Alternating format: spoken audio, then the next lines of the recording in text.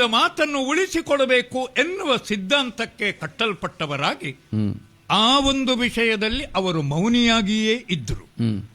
ವಿಷಯ ಏನು ಅಂತ ತಿಳಿದಾಗ ನಾನಾಗಿ ಅದನ್ನು ಒಪ್ಪಿ ಹೊರಡಬೇಕಾಯಿತು. ತಂದೆಯ ಮಾತನ್ನು ನಡೆಸಬೇಕಾದ ಹೊಣೆಗಾರಿಕೆ ತನಗಲ್ವೇ. ಆ ಹೊರಡುವ ಹೊತ್ತಿಗೆ ಅವರ ಸ್ಥಿತಿಯನ್ನು ಕಂಡವನಪ್ಪ ನಾನು. ನನ್ನ ಕರುಳು ಕಿತ್ತು ಬಂದ ಹಾಗಾಗುತ್ತಾ ಇತ್ತು. ಬಿಟ್ಟು ಹೋಗುವುದು ಹೇಗೆ ಹೇಗೆ ಹೇಗೆ ಆದರೆ ಬಿಟ್ಟು ಬರದೆ ಅನ್ಯಥಾ ಮಾರ್ಗ ಇರಲ್ಲ. ಆದ್ದರಿಂದ ಮುಖ ತಿರುಗಿಸಿ ನೇರವಾಗಿ ನಡೆದು ಬಂದವನು ನಾನು.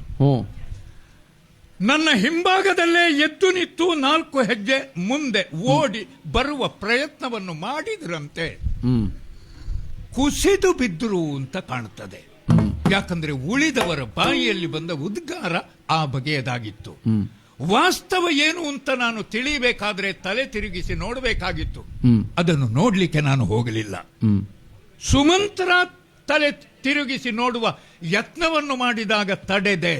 ತಿರುಗಿ ನೋಡಿದ್ರೆ ಕಷ್ಟ ಆಗುತ್ತದೆ ಸುಮಂತ್ರ, ಆದ್ದರಿಂದ ಮುಂದೆ ಹೋಗೋಣ ಅಂತ. ಆ ರೀತಿಯಲ್ಲಿ ಮುಖ ತಿರುಗಿಸಿ ಹೇಳ್ತಾರಲ್ಲ ವಾಡಿಕೆಯಲ್ಲಿ, ಹೋಗಿಯೇ ಬಿಟ್ಟಿದ್ದಾನೆ ಮುಖ ತಿರುಗಿಸಿ ಅಂತ. ನಿಷ್ಠುರನಾಗಿಯೇ ಹೊರಟು ಬಂದದ್ದು ತಮ್ಮ. ನಿಷ್ಠುರತೆ ಮನಸ್ಸಿನಲ್ಲ ತಮ್ಮ, ಸತ್ಯವನ್ನು ಪಾಲಿಸಬೇಕು ಎನ್ನುವ ಬದ್ಧತೆಯಿಂದಲಾಗಿ ಹಾಗೆ ಮಾಡಿದೆ. ಆ ಸ್ಥಿತಿಯಲ್ಲಿ ಮತ್ತೆ ಹೇಗಿದ್ದರೋ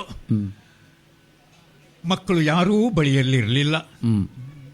ನೀನು ಬಂದ ಮೇಲೆ ಎಲ್ಲದೂ ನಿನ್ನ ನಿಯಂತ್ರಣಕ್ಕೆ ಬರ್ತದೆ, ಮತ್ತವರು ಪೂರ್ವ ಸ್ಥಿತಿಗೆ ಮರಳುತ್ತಾರೆ ಎನ್ನುವ ಭರವಸೆ ನನಗೆ ಇತ್ತು. ಹೌದಾದರೂ ಅದು ಯಾವಾಗ ಸಾಧ್ಯ ಆಯಿತು? ಈಗ ಹೇಗಿದ್ದಾರೆ? ನನ್ನ ವಿಯೋಗದ ದುಃಖ ಕಡಿಮೆಯಾಗಿದೆಯೇ?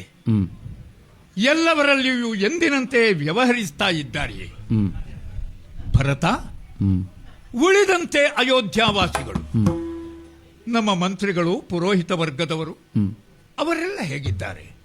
ಅಯೋಧ್ಯೆಯ ಪ್ರಜಾ ಸಂದೋಹ, ಎಲ್ಲವರ ಜೊತೆಗೂ ನಮಗೆ ನಿತ್ಯದ ಸಂಬಂಧ ಇತ್ತು, ಬಳಕೆ ಇತ್ತು. ಒಂದು ದಿನ ಕಾಣದೇ ಇದ್ರೆ ಕಷ್ಟ ಆಗ್ತಾ ಇತ್ತು. ಸಂಜೆಯ ಹೊತ್ತಿಗೆ ನಿತ್ಯ ಸುತ್ತಾಡುತ್ತಾ ಇರುವವರು ನನ್ನನ್ನು ಕಳುಹಿಸಿ ಕೊಡುವ ಹೊತ್ತಿಗೆ ಗಂಗಾ ಕೂಲದವರೆಗೂ ಕೂಡ ಬಂದವರು ಅಯೋಧ್ಯೆಯ ಜನತೆ. ಈಗ ಬಹುಶಃ ಆ ದುಃಖ ಎಲ್ಲ ಮರೆತಿರಬೇಕಲ್ವೇ? ಒಳ್ಳೆಯದು, ಮನುಷ್ಯನ ನೆನಪಿನ ಶಕ್ತಿ ತುಂಬ ಕಡಿಮೆ. ಎಂಥದ್ದನ್ನೇ ಆದರೂ ಮರೆಯುವಂತಹ ಶಕ್ತಿಯನ್ನು ಭಗವಂತ ಅವರಿಗೆ ಕೊಟ್ಟಿದ್ದಾನೆ.